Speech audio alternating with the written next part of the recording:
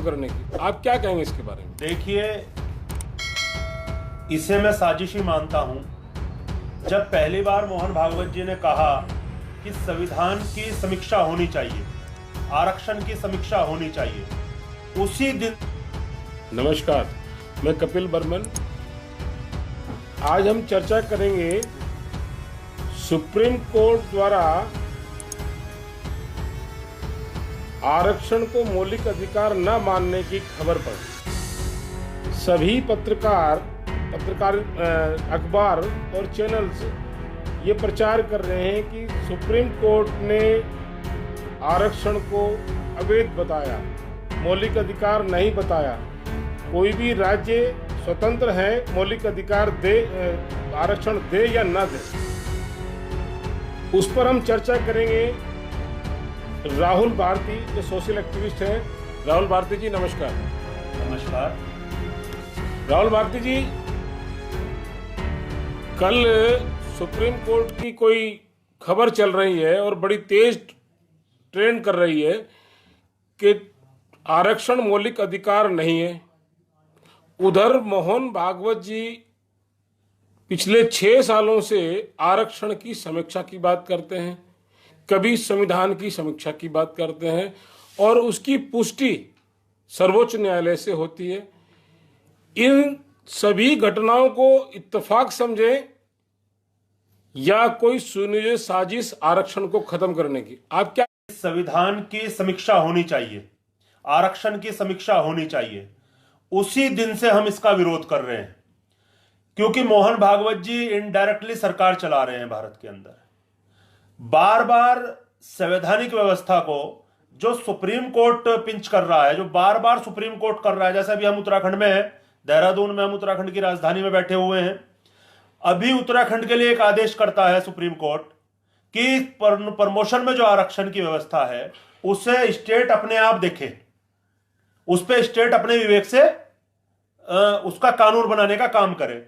यह मूल जो भावना है, जो भारतीय संविधान के तहत हमें अधिकार मिले हैं, उन अधिकारों का सीधा सीधा हनन है। भारतीय संविधान के तहत पूरी व्यवस्था में कहीं भी ऐसा नहीं लिखा है कि कोई भी स्टेट का प्रमुख सचिव अपने विवेक से आरक्षण दे या ना दे। सिर्फ और सिर्फ अपने विवेक से 2 स्थितियों में सरकार निर्णय कर सकती है। सरकार में भी कौन, राष्ट्रपति या राज्यपाल, जब सरकार बन रही हो या ना बन रही हो। परंतु यह जो कल सुप्रीम कोर्ट ने कहा है कि आरक्षण मौलिक अधिकार नहीं है, यह अपने आप में गलत है। यह मेरे पास भारत का संविधान है। इस भारत के संविधान के अंदर हर जगह हर पन्ने पे लिखा है कि किस तरह देश के अंदर रहने वाले तमाम लोगों को समानता के साथ खड़ा किया जाए, किस तरह देश के अंदर रहने वाले उन दबे कुचले लोगों को उनका अधिकार देके बराबरी पे लाया जाए। हमारे पास इसी के अंदर आर्टिकल 16(4) है। इसी आर्टिकल 16(4) में बाबा साहब ने पहले से अपने आप में कहा है कि आप इसके अंदर प्रावधान किया है बाबा साहब ने कि सामाजिक और शैक्षिक आधार पर जब तक भारत का प्रत्येक नागरिक समानता के साथ नहीं खड़ा होगा तब तक ये व्यवस्थाएं लगी रहेंगी। ये हमारा मौलिक अधिकार है।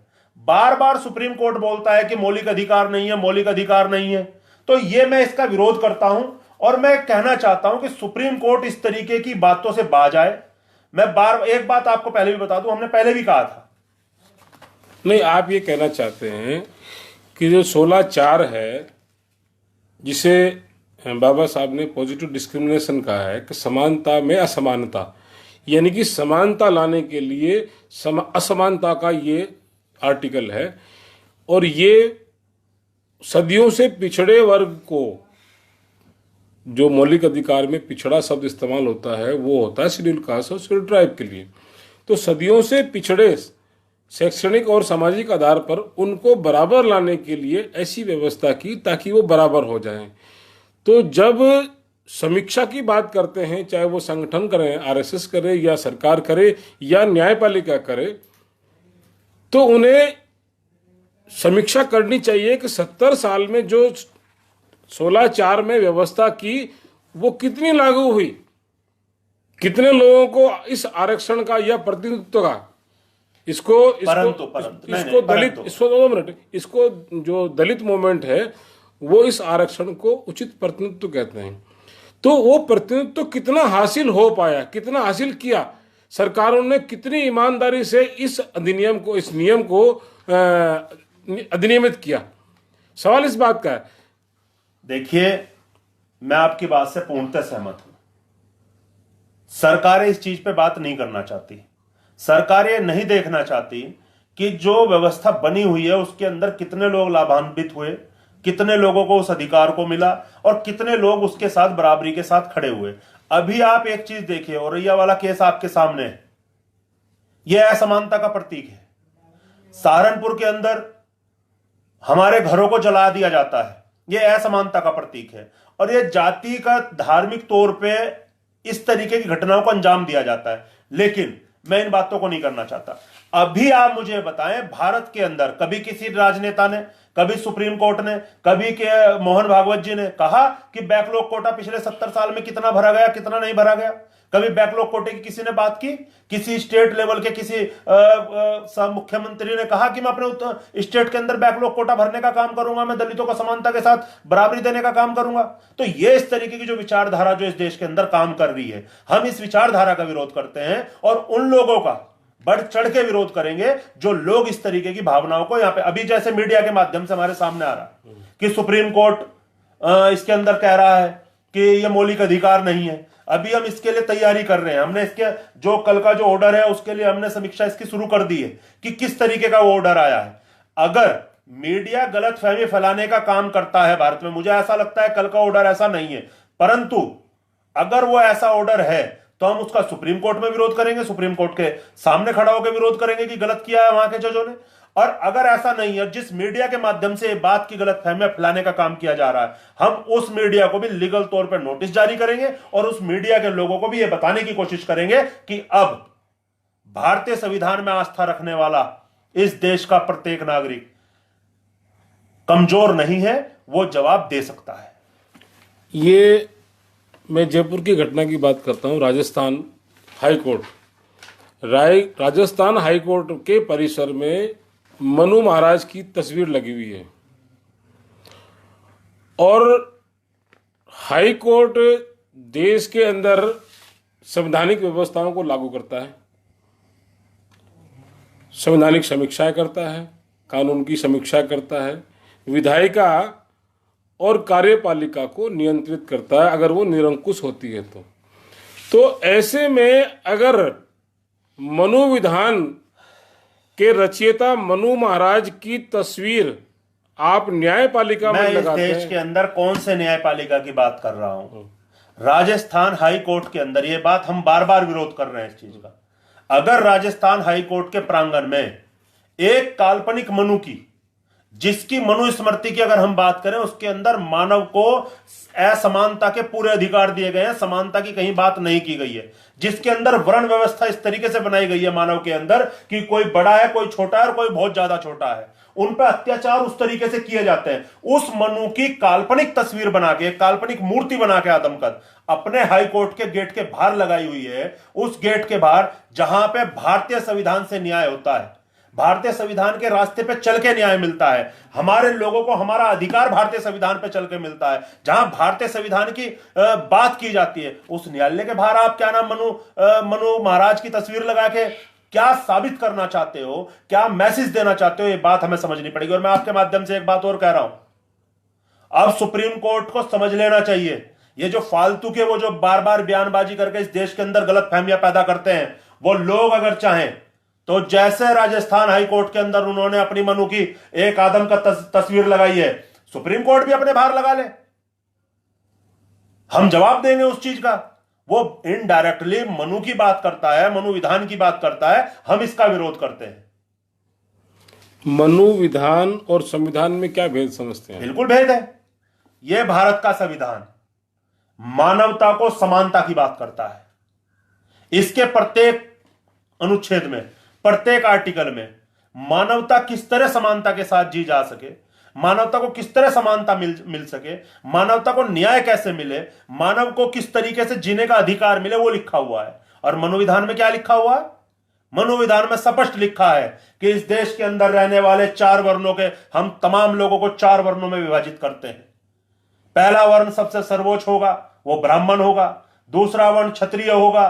तीसरा वर्ण वैश्य होगा और बाकी सभी लोग शूद्र होंगे। हम उस वर्ण व्यवस्था का विरोध करते हैं। राहुल भाई, आप एक चीज और बताइए वर्मन जी, उसके अंदर क्यों ऐसा उस विधान की क्यों हम बात करते हैं जिस विधान के अंदर हमें सामाजिक, आर्थिक, शैक्षिक योगदान बराबरी के साथ नहीं मिलते? और जिस दिन यह संविधान लागू हुआ था उस दिन हमने एक गणराज्य की कल्पना की थी।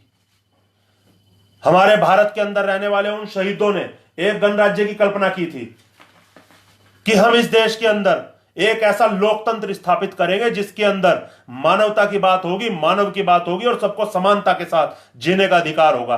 क्या आज हमें इस देश के अंदर जीने का अधिकार मिल रहा है? अच्छा राहुल जी, क्या समानता के साथ हम जी पा रहे हैं? राहुल जी, को बताइए आपके पास संविधान है जो समानता, न्याय, स्वतंत्रता और बंधुता की बात करता है, और जो सख्ताई से, मैं सख्ताई शब्द का इस्तेमाल कर रहा हूं, जो सख्ताई से सरकारों को निर्देशित करता है। मैंने कल भी बात की थी आपसे कि ये सरकारें जो होती हैं किसी व्यक्ति या संगठन की नहीं होती हैं, ये सरकारें छोड़ों के हैं। 2 मिनट सुनिए, तो फिर ये शब्बीरपुर बार बार क्यों दोहराता है? देखिए 2 मिनट सुनिए, क्या इस शब्बीरपुर को दोहराने से कोई राजनीतिक लाभ होता है? देखिए मैं बार बार कहता हूं, ये संविधान कारगर नहीं है। मैं कहता हूं जो लोग जाति और धर्म की राजनीति करते हैं वो लोग शब्बीरपुर जैसे घटनाओं का इंतजार करते हैं।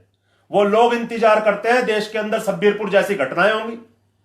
मैं भी मानता था ऐसा कि पहले धार्मिक तौर पे और राजनीतिक, धार्मिक और जातिगत तौर पे उत्पीड़न होता है, परंतु मेरी आपसे बात हुई और मैंने उसका विश्लेषण भी किया। आज देश के अंदर अत्याचार जो होता है वो धार्मिक और जातिगत तौर पे नहीं होता, वो आर्थिक, सामाजिक और राजनीतिक तौर पे होता है। जिन लोगों ने सामाजिक, आर्थिक, राजनीतिक हैसियत बनाई है, कभी उनके घर तो नहीं कोई फूकता, कभी उनकी बेटियों को तो कोई रेप नहीं करता, कभी उन लोगों के साथ तो कोई अत्याचार नहीं करता। मैं यही बात आपके माध्यम से अपने देश के लोगों को कहना चाहता हूं, पूरा देश और पूरी दुनिया सुन रही है कि अब हमें इन लड़ाई को लड़ने के लिए राजनीतिक, सामाजिक और आर्थिक संपन्नता चाहिए और उसके लिए अब हमें हर काम को करना पड़ेगा। परंतु कल की घटना शब्बीरपुर के अंदर, शब्बीरपुर जैसा पार्ट 2 अपनाने का काम हो रही है, उसमें किया गया है उत्तर प्रदेश में। वहां हमारे 50 लोगों के घरों को जलाया गया है। भले ही वहां के मुख्यमंत्री योगी आदित्यनाथ ने उन लोगों पर एनएसए लगा के 35 लोगों को बंद कर दिया हो, परंतु मैं इस चीज का विरोध करता हूं क्यों इस तरीके की घटनाओं को अंजाम दिया जाता है, चाहे वो शब्बीरपुर हो चाहे वो रैया हो। अच्छा, इसमें ये जो घटनाएं शब्बीरपुर दोहराए जाते हैं, इस घटनाओं के पीछे ये जो आपके सामाजिक संगठन है या राजनीतिक दल जो अपने आप को सामाजिक सरोकार वाले दल कहते हैं, जो न्याय की बात करते हैं, समाजवाद की बात करते हैं, अम्बेडकरवाद की बात करते हैं, वो संविधान का अनुसरण करने में सक्षम नहीं है। बाबा साहब ने जो संविधान बनाया है उसमें एक आर्टिकल को सोल ऑफ कॉन्स्टिट्यूशन कहा है, संविधान की आत्मा, वो आर्टिकल 32। आर्टिकल 32 में जब भी कोई राज्य का तात्पर्य यह है कि केंद्र से लेके ग्राम पंचायत तक प्रधान। 2 मिनट में बता दूं, ये आर्टिकल 32 है। हाँ, और मेरा पूरा देश, पूरी दुनिया देख रही है। यह भारतीय संविधान की आत्मा बाबा साहब ने इसलिए कहा क्योंकि अगर हमने इसी का ज्ञान प्राप्त कर लिया। नहीं, मैं कुछ और कहना हूं आपको जी।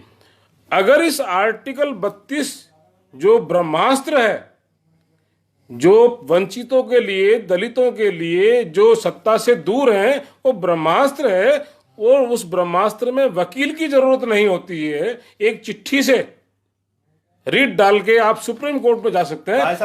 मैं फिर आपसे तो आपके संगठन, सुनिए मेरी बात को, आपके संगठन, जैसे आप संविधान को हाथ में ले रहे हैं, अन्य हजारों संगठन किताब को हाथ में लेकर कहते हैं कि ये बाबा साहब ने बनाया। अरे इसे खोल के पढ़ो, इसको देखो। मैं इसीलिए आज इसे खोल के दिखा रहा हूं। मैं आपको ये कहना, आज इसे खोल के मैं ये कहना चाह रहा हूं। मैं आपसे आज डिबेट करते हुए इसे खोल क्यों रहा हूं, इसलिए खोल रहा हूं। और मैं आपसे देश के तमाम लोगों को अब इसे लेके नहीं चलना है, इसे खोल के पढ़ना है। मैं आपसे निवेदन ये करता हूं आपसे निवेदन, अगर आपका संगठन पूरे देश में चलता है, मुझे ज्ञान है इसका, आप ये कहें कि अगर कहीं भी कोई डिस्क्रिमिनेशन होता है, अन्याय होता है, अत्याचार होता है, शोषण होता है, या उसके फंडामेंटल राइट का वायलेशन होता है, तो उसके लिए मैं कानूनी कार्रवाई करूंगा, मैं सड़क पर आंदोलन नहीं करूंगा।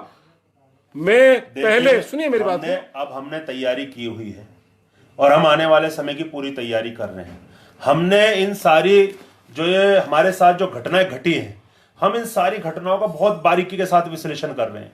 हम ये कोशिश कर रहे हैं कि इन घटनाओं के मूल तक जाने की कोशिश कर रहे हैं। उसीलिए आज हमने अपने विचारधारा को बदलने का काम किया है। आज हम जो बार बार बात कर रहे हैं वो इसीलिए कर रहे हैं। आपके साथ आज जो हमारी बात का जो नजरिया बदल के बात हो रही है वो इसीलिए हो रही है। नहीं तो राहुल भारती जो जिस तरीके से हमसे बात करेगा उस तरीके से जवाब देने के लिए संपन्न है, लेकिन वो राहुल भारती संपन्न है।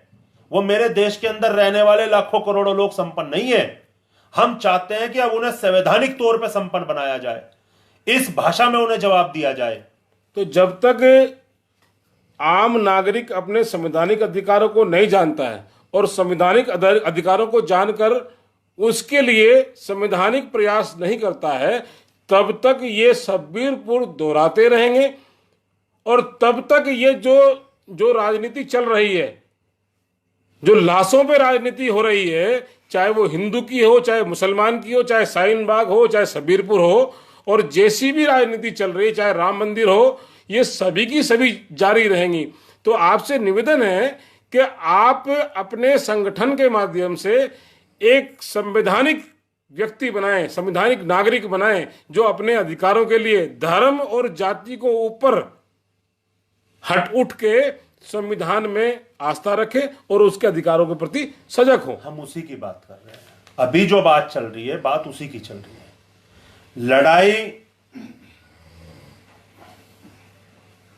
लड़ाई एक अलग तरीके की बात है। लड़ाई को लड़ाई के तरीके से लड़ना एक अलग तरीके की बात है। अभी जो आप बात कर रहे हो, हम उसे ही बड़ा करने की कोशिश कर रहे हैं। हम अभी भारतीय संविधान की जो अगर हम बात कर रहे हैं, मैं इस को साथ लेके आपके बीच में खड़ा होकर बात कर रहा हूं, तो मैं इसीलिए कर रहा हूं कि हमारा प्रत्येक देश का नागरिक इस चीज को समझे हमें क्या अधिकार मिला है और वो अधिकार लेने के लिए हमें किस तरीके के काम को करना पड़ेगा। जो लोग लाशों पर राजनीति कर रहे हैं वो करते रहें, और वो करते भी रहेंगे। मुझे पता है वो रुकने वाला नहीं है। इस देश के अंदर जात के नाम पे, धर्म के नाम पे, हिंदू मुसलमान के नाम पे, राम मंदिर बौद्ध मंदिर के नाम पे, जिस तरीके के लोगों की विचारधाराओं को यहाँ की जो मीडिया है, इस देश के अंदर 4 तरीके के तंत्रों को बाबा साहब डॉक्टर भीमराव अंबेडकर ने इसके अंदर निहित किया। भारतीय संविधान के अंदर 4 तरीके की शक्तियों को बराबर खड़ा किया: न्यायपालिका, कार्यपालिका और विधायिका। चौथा स्तंभ है उसके अंदर मीडिया। मीडिया का जो स्वरूप देखने को मिल रहा है वो अपने आप में क्या नाम आप कहेंगे, वो एक अपने आप में पक्षपातपूर्ण, वो पक्षपातपूर्ण है। जी, जी। वो पक्ष करता है। जी जी। कोई मीडिया वाला किसी के पक्ष में बटा हुआ है, कोई मीडिया वाला किसी के पक्ष में बटा हुआ है, जबकि निरपेक्ष होना चाहिए। जबकि निरपक्ष होना चाहिए। परंतु बाबा साहब ने 3, कार्यपालिका, विधायिका और न्यायपालिका, इन तीनों को एक दूसरे के साथ इस तरीके से जोड़ा है, इस तरीके से उसका जोड़ बनाया है कि वो एक दूसरे के बिना अधूरी है। नियंत्रित करने के लिए, हाँ, नियंत्रित करने के लिए, सत्ता की जो व्यवस्था है उसे बैलेंस करने के लिए। जो ये बात बाबा साहब ने की है, जो संविधान बनाने वाले लोगों ने जिस इस पे जो काम किया है, वो अपने आप में इस देश के अंदर 70 साल से पिछले इस देश के नागरिकों को समानता का काम करने में लगी हुई है। वो ज्यादा नहीं हो रहा, थोड़ा हो रहा है, परंतु हो रहा है। नहीं, लेकिन वर्तमान में तो न्यायपालिका, विधायिका और कार्यपालिका 2-4 लोगों के इशारे पे चल रही है, कठपुतली बनी हुई है। नहीं, देखिए, अभी हाल में आपने राम मंदिर का फैसला देखा, अभी हाल में आपने देखा शाहीन बाग को देखा आपने, अभी हाल में आपने शाहीन बाग को देखा। कार्यपालिका कुछ कह रही है, न्यायपालिका कुछ कह रही है, दोनों एक कह रहे हैं। जबकि होना चाहिए एक दूसरे को चेक एंड बैलेंस का, कि अगर वो निरंकुश होती है, अगर वो नहीं, देखिए, अराजक होती है तो उसको। ऐसा नहीं है। चाहे शाहीन बाग करने वाले लोग हों, उनके पक्ष और विपक्ष की बात में मैं नहीं जाऊंगा। राम मंदिर के पक्ष और विपक्ष की मैं बात में नहीं जाऊंगा। राम मंदिर के भी पैरोकार थे तो बाबरी मस्जिद के भी पैरोकार थे, और दोनों पैरोकारों के सामने डिबेट हुई।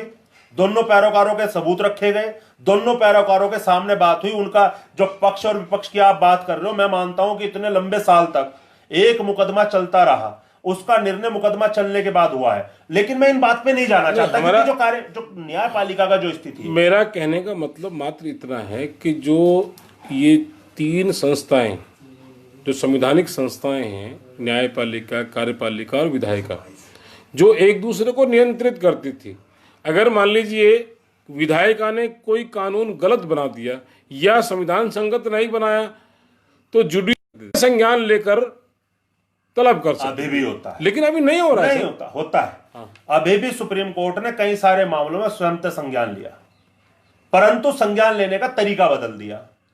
अब सुप्रीम कोर्ट उन मुद्दों पे बात करती है जो उनके कुछ लोग, जो जिन्होंने एक ये दायरा क्रिएट किया हुआ है पूरे भारत में, उन लोगों को पसंद होगा तो सुप्रीम कोर्ट स्वयं संज्ञान लेगी, अगर उन्हें नहीं पसंद होगा तो नहीं लेगी। तो ये जो एक धार्मिक, जो इस व्यवस्था को, जो भारत के जो मूल भावनाओं को इस देश के अंदर बिगाड़ा जा रहा है, जाति के, धर्म के, और इस आधार पे आज जो दलितों के साथ, पिछड़ों के साथ, अगड़ों के साथ प्रत्येक नागरिक को उनके हिस्से और उनके अधिकार मिले हैं, वो उन तक पहुंचने चाहिए। अब जैसे हम बार बार बोलते हैं, अब सत्ता जो संविधान में लिखा है, जिस राज्य की कल्पना की गई है, जिस राज्य की कल्पना करके भारतीय संविधान के तहत उन लोगों को शक्तियां दी गई है और उन शक्तियों पर नकेल कसी गई है, हम अब ये चाहते हैं कि अब जो स्वराज की जो कल्पना हमारे लोगों ने की थी जब देश आजाद होने लग रहा था, जिस स्वराज की हम बात करते थे, अब उस स्वराज की कल्पना करने वालों के सपने पूरा करने का टाइम है। अब हमें जातियों से, धर्मों से ऊपर उठकर लड़ने का टाइम है। जैसे अब लड़ाई प्रधानमंत्री से लेकर प्रधान तक होनी चाहिए, समीक्षा प्रधान से लेकर प्रधानमंत्री तक होनी चाहिए। अब हमें उस समीक्षा की जरूरत है। वो जो सरकारी कर्मचारी, एक बाबू से लेकर चीफ सेक्रेटरी तक उसकी समीक्षा होनी चाहिए। एक नेता की, जो राजनीति के जो करने वाले लोग हैं, वो लोग निरंकुश इसलिए है क्योंकि उनकी समीक्षा कोई करना नहीं चाहता। नहीं, लेकिन ये बताइए, आज जितने भी सामाजिक संगठन बन रहे हैं, राजनीतिक पार्टियां चल रही हैं, बन रही हैं, वो सीधे प्रधानमंत्री से लड़ने की बात करती है, मुख्यमंत्री से लड़ने की। 2 मिनट मेरा, मुख्यमंत्री को गाली गलौज करती है, प्रधानमंत्री को गाली गलौज करती है, लेकिन उसे पंचायत राज का ज्ञान नहीं है, उसे प्रधान का ज्ञान नहीं है। वो प्रधान को सुधार नहीं सकती है, प्रधानमंत्री सुधारने की बात करती है। एक शब्द होता है न्यूसेंस। सुनिए बात को, एक शब्द 2 मिनट 2 मिनट। नहीं, मैं बता वो प्रधान को सुधारने की बात नहीं करती है, वो प्रधानमंत्री को, जो संभव नहीं है। हम बता रहे हैं ना, वो जो न्यूसेंस शब्द है ना, वो सिर्फ इसी चीज को क्रिएट करने के लिए है। आपको करना कुछ नहीं है, सिर्फ एक अजीब सी व्यवस्था खड़ी करनी है, चाहे वो जात के नाम पे हो, चाहे धर्म के नाम पे हो। और मैं वही बार बार कह रहा हूं, जो मीडिया का जो रवैया है, वो रवैया अपने आप में उसे प्रदर्शित करता है। आज एक आदमी प्रधानमंत्री की बात करता है, पता उसे, बिल्कुल आपकी बात सही है, उसे पता ग्राम पंचायत का भी नहीं है कि ग्राम पंचायत के अधिकार क्या हैं। हम यही चाहते हैं कि आप जब किसी की बात करें, चाहे वो प्रधानमंत्री की बात करें, चाहे वो ग्राम के प्रधान की बात करें, वो बात हमारे देश के प्रत्येक नागरिकों को पता होनी चाहिए। मैं आपके अंदर, इसके अंदर एक बात जोड़ दूं, हमारे गुरुजी ने एक बेगमपुरा बसाने की बात की थी। क्योंकि मैं रविदासिया समाज से आता हूं, मैं संत शिरोमणि गुरु रविदास जी में आस्था रखता हूं।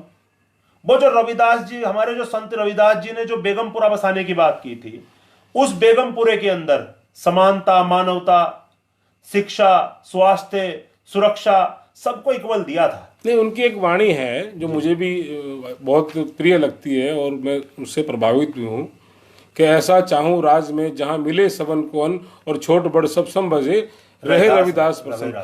लेकिन मैं लेकिन लगा रहा हूं, लेकिन क्या रविदासियों ने, जो रविदास के अनुयायी है, उस समानता को अपने जीवन में आत्मसात किया? क्यों नहीं किया?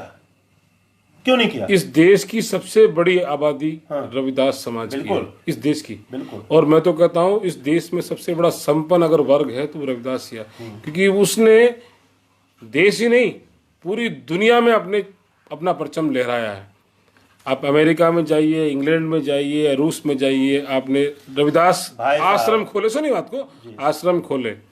आप धार्मिक तौर पर तो मजबूत हुए, हम राजनीतिक तौर पे भी मजबूत हुए। 4 बार उत्तर प्रदेश के अंदर सरकार बनाई। मेरी बात सुनो, वो धार्मिक आधार पर नहीं बनेगी, नहीं, हम धार्मिक की बात नहीं वो कर रहे, संवैधानिक हम आधार राजनीतिक तौर पे भी मजबूत अब अगर हम ये कहें कि आज इस देश के अंदर सबसे ज्यादा उत्पीड़न होता है, अगर बलात्कार होता है, चोरी होती है, डकैती होती है, तो चमार की होती है। बिल्कुल, ये गर्व की बात है क्या? नहीं नहीं, यही प्रमाणित करता है। और रविदास जी ने कहा कि पराधीन का दीन क्या, पराधीन बेदीन, और कहे रविदास पराधीन से कौन करे है प्रीत। तो आज क्या इस देश की स्थिति ऐसी हो गई है कि जो कौम सबसे बड़ी हो, जिसने देश ही नहीं दुनिया में अपना परचम लहराया हो, वो अपने संवैधानिक अधिकारों को लेने के लिए आज अगर इस देश के अंदर सबसे ज्यादा संवैधानिक अधिकारों की कोई बात कर रहा है और उन्हें लेने की कोशिश कर रहा है और जो अपनी जागरूकता का परिचय भारत में और पूरी दुनिया में दे रहा है, वो रविदासिया कौम। तो मैं आपसे ये निवेदन करना चाहता हूं, आग्रह करना चाहता हूं और अपेक्षा करता हूं रविदासिया समाज से। ये तय है कि रविदासिया समाज शेड्यूल कास्ट का सबसे ताकतवर समाज है। उसने देश के सबसे बड़े प्रदेश उत्तर प्रदेश में 4 बार सरकार बनाई, 4 बार सरकार बनाई, लेकिन वो राजनीतिक तौर पर उसका जो कार्यकर्ता है वो तैयार नहीं हुआ। हुआ है कैसे हुआ वो मैं बता वो अपने संवैधानिक अधिकारों के लिए लड़ने के लिए नहीं है। वो मायावती को तो बना सकता है मुख्यमंत्री। अरे तो भाई मायावती भी तो संवैधानिक अधिकार पर मुख्यमंत्री बनी है ना। सुनिए, आपको वोट का अधिकार था जब तो मुख्यमंत्री बनाया ना। मेरी बात सुनो। आप मुझे एक बात का जवाब दो। आप पे वोट का अधिकार था जब तो मुख्यमंत्री बनाया ना आपने। कंप्लीट होने दो। अगर आपके पास वोट का अधिकार ना होता, मुख्यमंत्री कैसे बनाते? मेरी बात सुनो। आप अपना सांसद कैसे बनाते? मेरी बात आप सुनो। अपना विधायक कैसे बनाते? बात सुने कि हम जाति और धर्म का, जो आप कह रहे हैं, हम जाति और धर्म के आधार पर राजनीति करते हैं। जाति और धर्म के, दलित समाज वोट क्यों देता है मायावती को? इसलिए देता है कि वो हमारे समाज से है। यादव को क्यों वोट देता है कि ये मेरे समाज का। मायावती को दूसरी कम्युनिटी के लोग वोट क्यों देते हैं? 2 मिनट सुनो। वो जो बेस वोट है, जिसकी बेस वोट की बात कर रहा हूं मैं, बेस वोट, कि ये बेस वोट जिस दिन नागरिक की हैसियत से अपने अधिकारों के लिए अपना नेतृत्व चुने, क्या उसके बाद भी सबसे ज्यादा बलात्कार दलितों पे, पिछड़ों पे है भाई? कहां राज किया है? कौन से राज की कल्पना करके बैठे हो? और कौन सा राज? जब कभी आपका प्रधानमंत्री बना इस देश के अंदर? जब तक आप कभी इस देश के अंदर स्वतंत्र राजनीति में आए हो? कभी स्वतंत्र राजनीति में आपने अपना प्रधानमंत्री बनाया है? प्रधानमंत्री व्यक्ति का नहीं होता, समाज का नहीं होता, देश का होता है। बात कर रहा हूं मैं, आप राज की बात कर रहे हो, वो बात कर उसका मेरा कहने का मतलब सिर्फ इतना है कि जब तक आप भारतीय नागरिक की हैसियत से, चमार और कुमार और गुजर और जाट की हैसियत से नहीं, भारतीय नागरिक की हैसियत से अपने संवैधानिक अधिकारों को लेने के लिए संवैधानिक रास्ते नहीं अपनाएंगे तो आज इसका हो रहा है, कल उसका होगा, कल उसका होगा। मैं संवैधानिक अधिकारों की बात कर रहा हूं, इसलिए संविधान लेके आया हूं और आपके बीच में सुनिए पहले मेरी बात। मैं संविधान की बात अपने मैं संविधान पर चर्चा करता हूं, 2 मिनट रुकिए। संविधान की योजनाओं पर बाद में करता हूं। एक छोटी सी योजना बताता हूं जिससे कि सभी को, जितने भी गरीब लोग हैं, हमारे जो वंचित लोग हैं, मजदूर हैं, उनको फायदा होता है। और मैं ये कहता हूं 99%, यही नहीं 99.9% उस योजना को नहीं जानते और लाखों करोड़ रुपए साल के खर्च होते हैं उस पे। कौन सी योजना की बात कर रहे हैं? राष्ट्रीय बाल सुरक्षा कार्यक्रम। ठीक है। राष्ट्रीय बाल सुरक्षा कार्यक्रम में एक दिन के बच्चे से 18 साल के बच्चे तक 29 तरह की जांच होती है। 29 तरह की जांच, deficiency, disease, disorder and disability. तो किसी जाति विशेष के लोगों बात सुनिए। अब वो 29 तरह की जांच के बाद हर साल होती है, उसे हेल्थ कार्ड इशू होता है, उसकी भुखमरी चेक करी जाती है, उसमें मिनरल्स हैं या नहीं है, उसमें खाना है। पूरे भारत में कहीं हुआ ऐसा? पूरे, मेरी बात तो सुनो, उसमें हर सामुदायिक स्वास्थ्य केंद्र पे 4 डॉक्टर दे रखे हैं, 2 गाड़ियां दे रखी हैं। वो आंगनवाड़ी में और स्कूल, प्राइमरी स्कूल और इंटर स्कूल तक जाते हैं और उसे हेल्थ कार्ड इशू करते हैं। उसके बावजूद इस देश के अंदर कुपोषण है, भुखमरी है, अशिक्षा है। तो मेरा कहने का तात्पर्य सिर्फ इतना है कि अगर आप राजनीति कर रहे हैं तो संवैधानिक करें और संविधान के अंतर्गत तमाम ऐसी योजनाएं। कुपोषण की व्यवस्था, शिक्षा की व्यवस्था, सुरक्षा की व्यवस्था किसके आधार के तहत है? किसने बनाई? किस वजह से बनी बताओ? समानता भारतीय संविधान की वजह से ना समानता इसलिए बनी ना। अभी ये जो कानून नियम जिनकी आप बात कर रहे हो सारे संवैधानिक अधिकार है ना। मैं आपसे ये अपेक्षा कर रहा हूं, मेरी बात सुनिए। मेरे से अपेक्षा ना करें आप। नहीं नहीं, आपके संगठन से, मेरे से और मेरे से, आप नहीं, मेरे से अपेक्षा नहीं, आप अभी हमें देश से अपेक्षा। आप जैसे जितने भी संगठन हैं, वो चाहे वो दलितों के हैं, वो चाहे वो पिछड़ों के हैं, चाहे वो स्वर्णों के हैं, और वो चाहे मुस्लिमों के हैं, मैं ये अपेक्षा करता हूं कि आप धर्म और जाति के बजाय अगर आप संवैधानिक अधिकार जो राज्य सरकार और केंद्र सरकार, दो मिनट मैं अलग नहीं जा रहा, 2 मिनट सुनो, और उसकी शुरुआत आप करें। आपका संगठन जागृत भारत है, आप जगाने की बात कर रहे हैं। आप उनको, जैसा मैंने सुना है आपके बारे में, आप उनको संवैधानिक रास्ते अपनाने की बात करते हो, आप हिंसा से दूर हटाने की बात करते हैं। आप कहते हैं कि मैं जितनी भी जन कल्याणकारी, लेकिन मैं उस समय क्या करूं जिस दिन मेरे 50 घरों को जला दिया जाता है सिर्फ इस जातिगत व्यवस्था के अनुसार, पे उसे जब क्या करूं मुझे वो भी बताओ ना। आपने कहा कि मैं जन कल्याणकारी योजनाओं को लागू करूंगा, मैं अपने जिले में करूंगा, फिर मैं प्रदेश में करूंगा, फिर मैं देश में करूंगा, और मैं ऐसे समाज की स्थापना करता हूं जो रविदास जी ने कहा था कि ऐसा चाहूं राज्य में, एक बेगमपुरा होना चाहिए, जहां बेगमपुरा हो, जहां जाति ना हो, जहां धर्म ना हो, सब कुछ है, जहां जाति ना हो, धर्म ना हो, नस्ल ना हो, जहां सिर्फ मानव हो और मानव का प्रेम हो। तो ऐसी व्यवस्था के लिए आपको बड़ा विस्तार से काम करना होगा, और जितनी भी जन कल्याणकारी योजना है सिर्फ उन पर काम करें, और संवैधानिक दायरे में रहकर संविधान को पालन करें।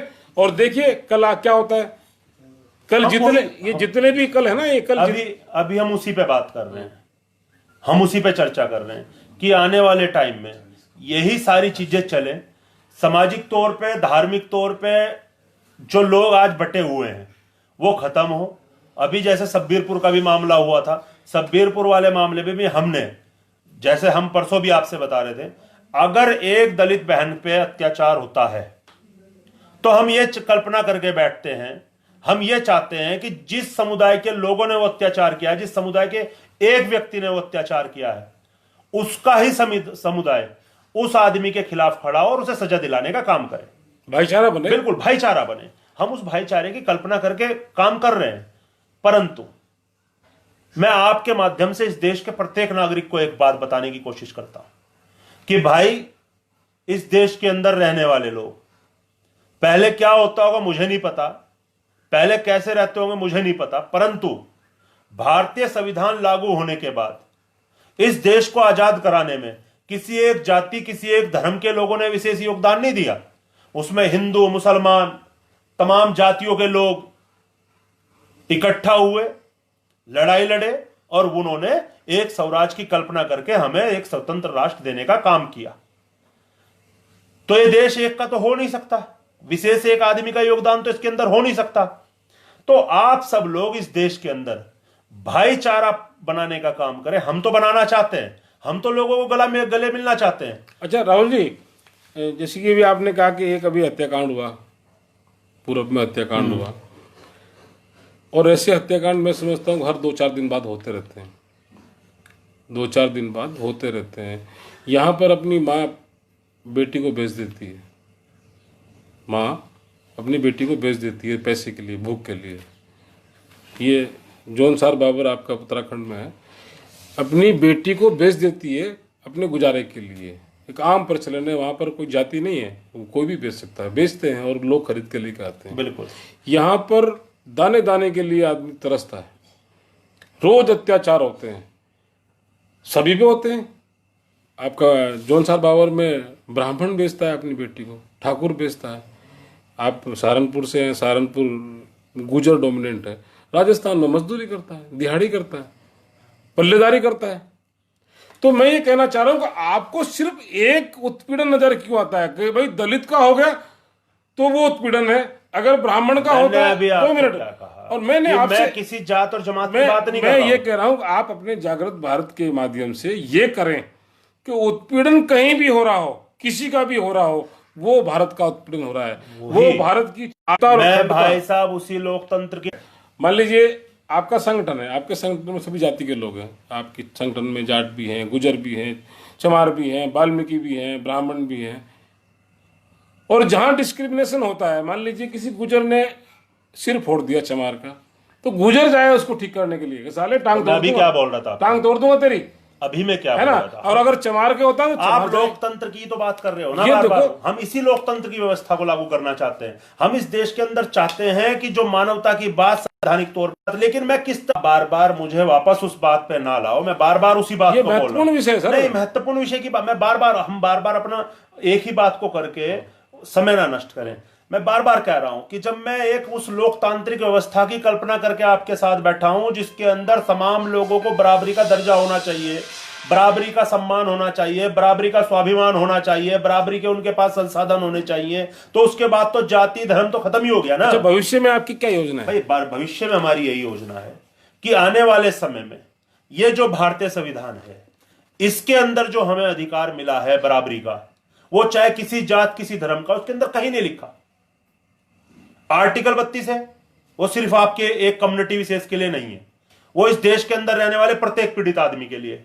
आर्टिकल 16(4) है, मौलिक अधिकार, वो मौलिक अधिकार है, वो मौलिक अधिकार सबके लिए, वो किसी मेरे लिए व्यक्तिगत किसी एक पर्टिकुलर आदमी के लिए नहीं है। तो हम ये चाहते हैं जो हमें धार्मिक और जो हमें संवैधानिक तो अधिकार आप ये कहना चाहते हैं कि आपका संगठन मौलिक अधिकारों के लिए, सुरक्षा के लिए और राज्य के नीति निर्देशक तत्व जो समाज के जन कल्याण के लिए होते हैं उसकी मांग करेंगे, उसके लिए संघर्ष करेंगे। मेरा संगठन नहीं, सिर्फ हम इस देश के अंदर वो सारे सेकुलर संगठन जो समाजवाद की बात करते हैं, सामाजिकता की बात करते हैं, धार्मिक और आर्थिक स्थिति पे हम लोगों की बराबरी की है। भारत को जगाने का प्रयास करूंगा, एक नागरिक की हैसियत में लाने का प्रयास करूंगा, उसकी जाति और वंश और नस्ल से ऊपर उठ के भारत का एक स्वतंत्र नागरिक और उसके अधिकार दिलाने के लिए प्रतिबद्ध हूं।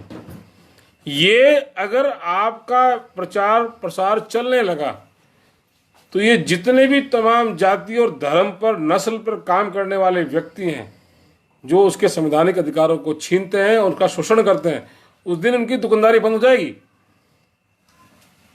तो मैं आपसे ये कहना चाह रहा हूं कि आप इसको संवैधानिक तौर पे इन योजनाओं को जमीनी स्तर पर लागू करें। अभी पंचायत राज चुनाव आ रहे हैं, अभी आपके उत्तर प्रदेश के अंदर पंचायत राज चुनाव आ रहे हैं। पंचायत राज चुनाव के माध्यम से जिले में सबसे ज्यादा पैसा आता है। सारे एमपी और इस पे हम बाद में बात नहीं, मैं ये कह रहा हूं, इस पे हम बाद में बात उस पे अगर आप गांव जाके एक जन जागरण अभियान चला दें कि पंचायत राज में प्रधान 29 विभागों का प्रमुख होता है। हम ये करना चाह रहे हैं हाँ, कि बाबा साहब डॉक्टर भीमराव अंबेडकर और भारतीय संविधान को निर्मित करने वाले लोगों ने एक सामाजिकता की विचारधारा के साथ भारतीय संविधान दिया, जिन कानूनों के तहत हमें हमारे अधिकार मिलते हैं, जिस लोकतंत्र की कल्पना हमारे लोगों ने की थी, अब हम उस लोकतंत्र को जिंदा रखना चाहते हैं।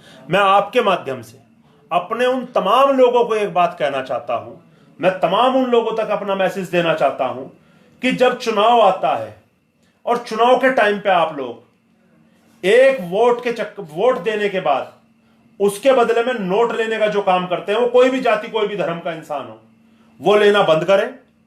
अगर हमने अपने वोट की ताकत का एहसास करा दिया तो मैं विश्वास दिला सकता हूं कि इस देश के अंदर नेता नहीं, लेकिन वोट की ताकत तो जब मालूम चलेगी जब आप नागरिक होने का एहसास कर पाओगे। नागरिक का एहसास, सुनिए, जब हम अपने वोट को बेचना बंद कर देंगे ना, जब हम अपने अधिकार को जानना शुरू कर देंगे, उसी दिन हम इसके सर्वोच्च नागरिक बन जाएंगे। ऐसा संभव नहीं है। ऐसा है, जब तक आप अपनी हिस्सेदारी को जान नहीं लेंगे। मान लीजिए आपकी जमीन है, आपके पिताजी की जमीन है, आपको पता ही नहीं है, आपके पिताजी ने देहरादून में कोई प्लॉट लिया, आपको पता ही नहीं है लिया कौन सा, तो आप उसके लिए संघर्ष नहीं करोगे। और मैं आपको एक उसकी सनद ला के दे दूं कि भाई आपके पिताजी ने जब यहाँ नौकरी कर रहे थे तो यहाँ पे एक प्लॉट लिया था, तो आप उसके लिए मुकदमा करेंगे, उसके लिए लड़ाई लड़ेंगे और उसे हासिल करने का पूरा प्रयास करेंगे। तो सबसे पहले आपको नागरिक अधिकारों को, नागरिक की हैसियत से, कि ये लोकतंत्र में मेरा हिस्सा है, इसमें एक एक पैसे में मेरा हिस्सा है। वो काम कब होगा?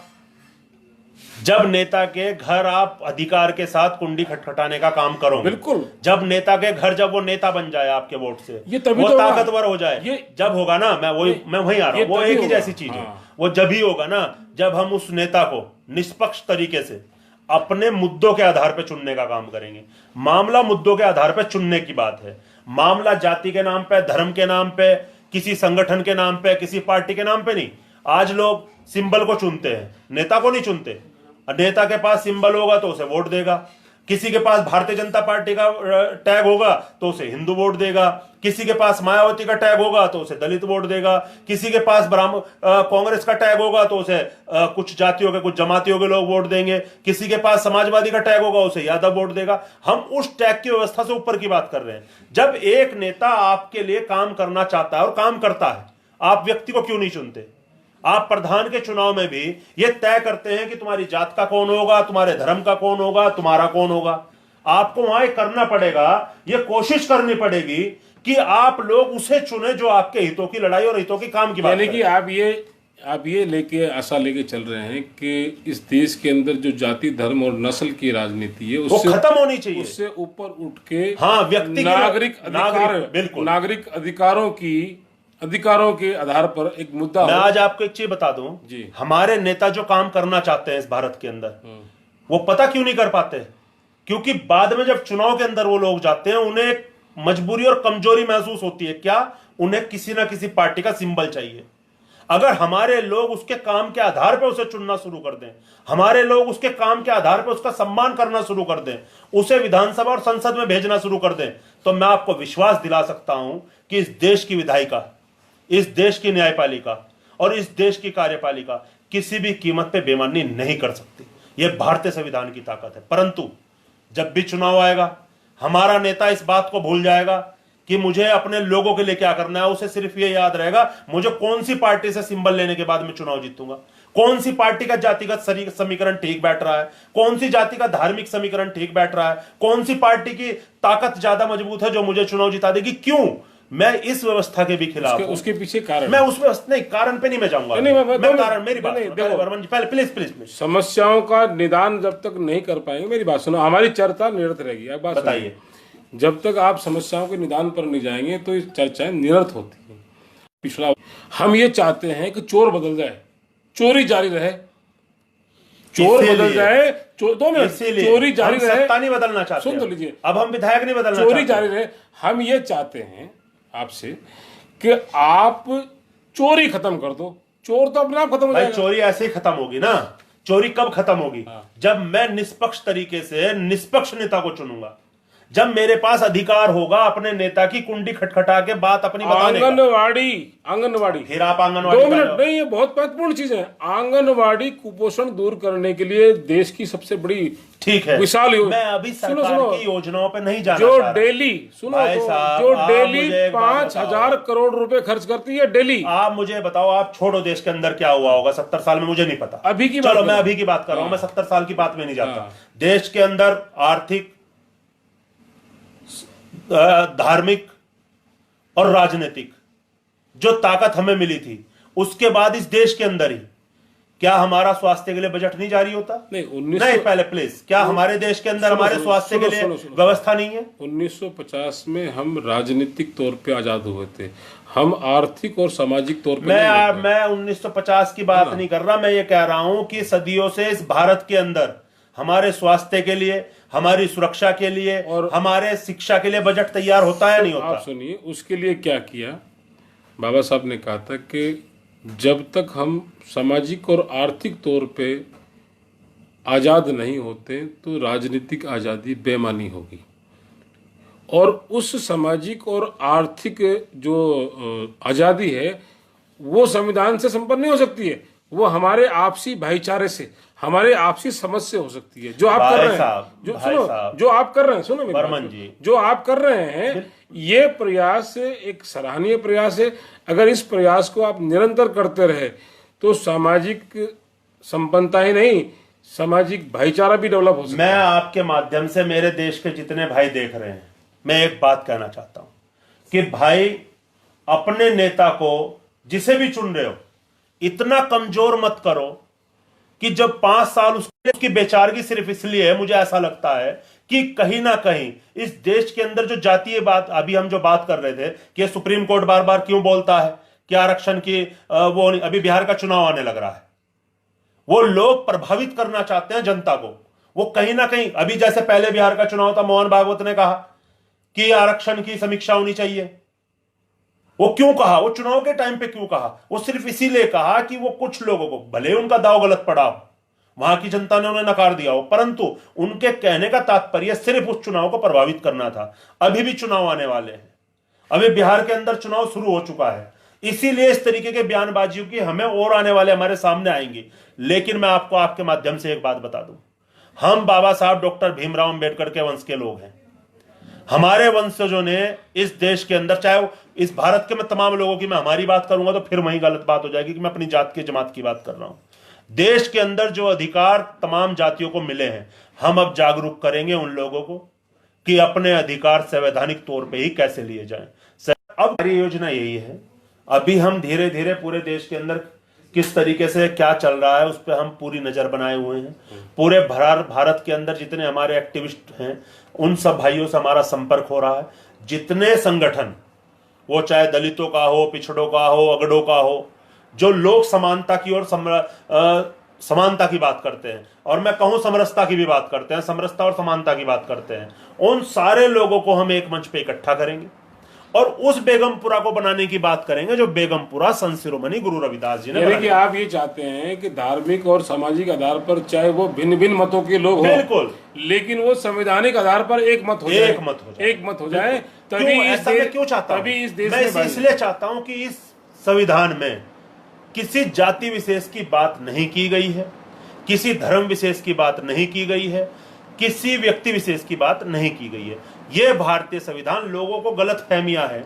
लोग बोलते हैं कि भारतीय संविधान तो कुछ लोगों को विशेष तरीके का सुविधाएं दे रहा है, ऐसा नहीं है।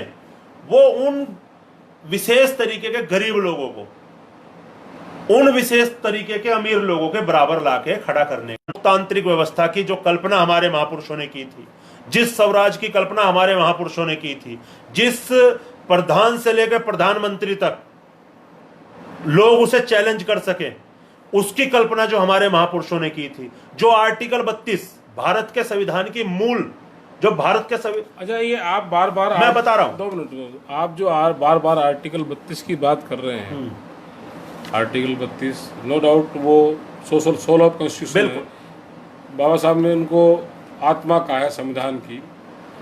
70 सालों में दलितों को कोई रीट लगाई नहीं, ऐसा नहीं है, एक रीट नहीं लगी है, बहुत मैं ये कहना चाह रहा हूँ, रीट सिर्फ बलात्कार पे नहीं लगती है। आर्टिकल 32 के तहत आपके फंडामेंटल राइट, सही दवा नहीं दे रहा है, सही टाइम पे नहीं आ रहा है, डॉक्टर हॉस्पिटल में सीएससी में नहीं आया और मेरा पेशेंट मर गया, तो वो फंडामेंटल राइट का वायलेशन है। अगर मैं स्कूल में जा रहा हूँ और स्कूल में टीचर नहीं आ रहा है, वो फंडामेंटल राइट टू शिक्षा में मेरा वायलेशन है। मैं क्यों नहीं आता रीड करता, मैं क्यों नहीं 2026 में हाईकोर्ट जाता? तो ये जितने भी संविधान, सुनिए मेरे को, जितने भी संविधान की बात करते हैं, इसको मैं ये आपसे कहता हूँ इम्प्लीमेंट करें। आप लगाएं, उसमें पैसा तो लगता नहीं है। हम उसी इम्प्लीमेंट की बात कर रहे हैं, उसी की एक तैयारी कर रहे हैं इसको। और इस आर्टिकल बार बार आपसे क्या, आर्टिकल 32 अगर आपने इस्तेमाल कर लिया, ब्रह्मास्त्र को इस्तेमाल कर लिया, हम वही करने तो आप इस, हम भारत के प्रत्येक तालुका में, 2 मिनट सुनो, इस देश के शासन और प्रशासन पे नकेल कर सकते हैं, वही काम और वास्तविक लोकतंत्र स्थापित कर सकते हैं। हम वही काम कर रहे हैं कि हम भारत, आप सबसे पहले आप सुनिए पहले मेरी एक जिले को सैंपल बनाएं। बात सुनिए, अत्याचार पूरे भारत में होता है, मौलिक अधिकारों का हनन पूरे भारत में हर गली मोहल्ले में होता है। हम इस तरीके की व्यवस्था को डेवलप कर रहे हैं, हो सकता है उसमें थोड़ा टाइम लगेगा कि हमारे देश का प्रत्येक नागरिक अपने मौलिक अधिकारों की सुरक्षा स्वयं कर सके। उसे ना तो कपिल वर्मन की जरूरत पड़े, ना ही उसे राहुल भारती की जरूरत पड़े। अगर उसे जरूरत पड़े तो इस भारतीय संविधान की जरूरत पड़े, और उसके तहत वो अपनी लड़ाई लड़ सके और अपने अधिकारों को अपने आप प्राप्त कर सके। और जहां तक हमारी मदद हो पाएगी वो हम करने का काम करेंगे। और मैं आपको, जो मैं बार बार कह रहा हूं, हम इस देश के तमाम जो सामाजिक संगठन है, जो समानता की बात करते हैं, जो समाजवाद की बात करते हैं, उन संगठनों से बात कर रहे हैं और बात चल रही है। ठीक है। उन लोगों को इकट्ठा करके पूरे देश के अंदर उनके मौलिक अधिकार कैसे पाए जा सके, किस तरह उनके लिए लड़ी जा सके, उस पर हम बात। राहुल जी, समय की पाबंदी है। नमस्कार, ये राहुल भारती थे जो जागृत भारत अभियान के तहत इस देश के अंदर एक नागरिक की हैसियत से नागरिकों को नागरिक अधिकार दिलाने के लिए और शासन और प्रशासन को उनकी हैसियत को बताने के लिए प्रयत्नरत हैं। हम अपेक्षा करते हैं कि ये अपने लक्ष्य में कामयाब होगा। धन्यवाद। धन्यवाद। कट हो गया।